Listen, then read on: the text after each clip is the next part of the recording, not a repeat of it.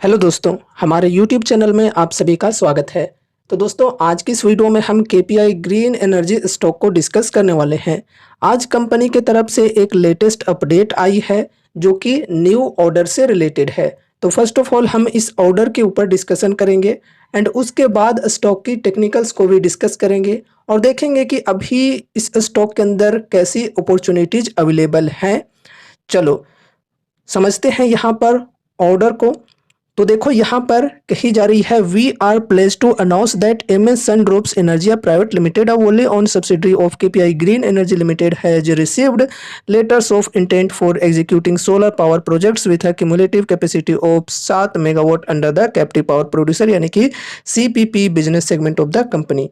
कहने का मतलब यहाँ पर यह है कि जो केपीआई ग्रीन एनर्जी की एक वोली ओन्ड सब्सिडरी कंपनी है, नाम है जिसका MS Sundrops Energia private limited. इस कंपनी को आज एक न्यू ऑर्डर रिसीव हुई है 7 मेगावाट की सोलर पावर प्रोजेक्ट्स के लिए। कंपनी को ये ऑर्डर मिली है under the CPP business segment. चलो ठीक है, यहाँ पर और भी कुछ जानकारी दी हुई है, इन्हें भी चलो डिस्कस करते हैं। तो देखो, name of the entity awarding the order, तो जिन्होंने ऑर्डर दिए हैं उनके नाम यहाँ पर आप देख सकते हो, M S Volkem India limited, M S Mahadev Texofab. तो ये जो एंटिटीज हैं इन्होंने ये ऑर्डर दिए हैं। एंड देखो, M S Sundrops Energia private limited, a wholly owned subsidiary of the company, shall develop the projects as per the terms of the order. तो इस प्रोजेक्ट को मतलब एग्जीक्यूट करने वाली है केपीआई ग्रीन एनर्जी की वोली ओन्ड सब्सिडरी कंपनी जिसका नाम है M S Sundrops Energia private limited.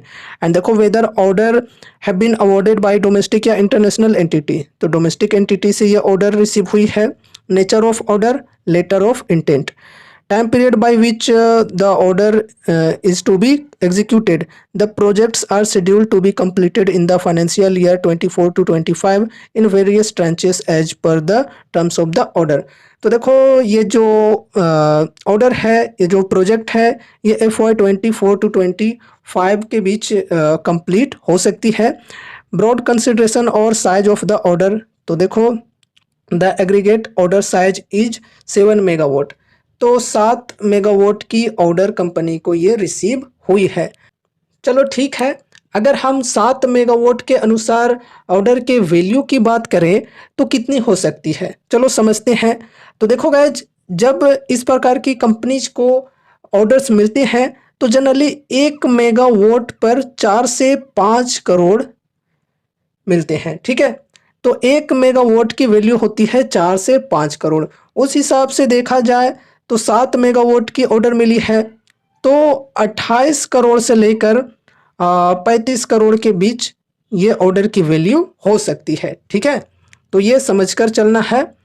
Order देखा जाए तो चलो ठीक है, और अब चलो हम टेक्निकल्स को भी डिस्कस करते हैं, ठीक है।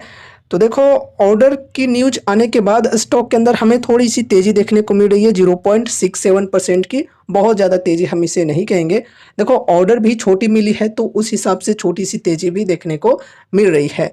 अब चलो गाइज, यहाँ पर टेक्निकल्स के अंदर कैसी अपॉर्चुनिटीज़ मिल रही है ये भी डिस्कस कर लेते हैं। तो देखो गाइज, अभी यहाँ पर ये एक रेजिस्टेंस की लेवल है जो कि है 900 की, और करंट प्राइस है 892 की। तो ये एक रेजिस्टेंस के लेवल के पास स्टॉक ट्रेड कर रहा है। अगर हम 52 वीक हाई के लेवल से करंट प्राइस तक की बात करें तो लगभग 20% की डिस्काउंट यहाँ पर मिल रही है, जो कि देखा जाए तो फर्स्ट एसआईपी के लिए चलो ठीक है। फर्स्ट बाइंग के लिए अगर किन्हीं को यहाँ पर इन्वेस्टमेंट की शुरुआत करनी है तो फर्स्ट एसआईपी करके यहाँ पर चल सकते हैं। ध्यान में ये रखना है कि बल्क में बाइंग के लिए ये अपॉर्चुनिटी सही नहीं है। एक छोटी सी अमाउंट के साथ इन्वेस्टमेंट की यहाँ पर हम शुरुआत करके चल सकते हैं।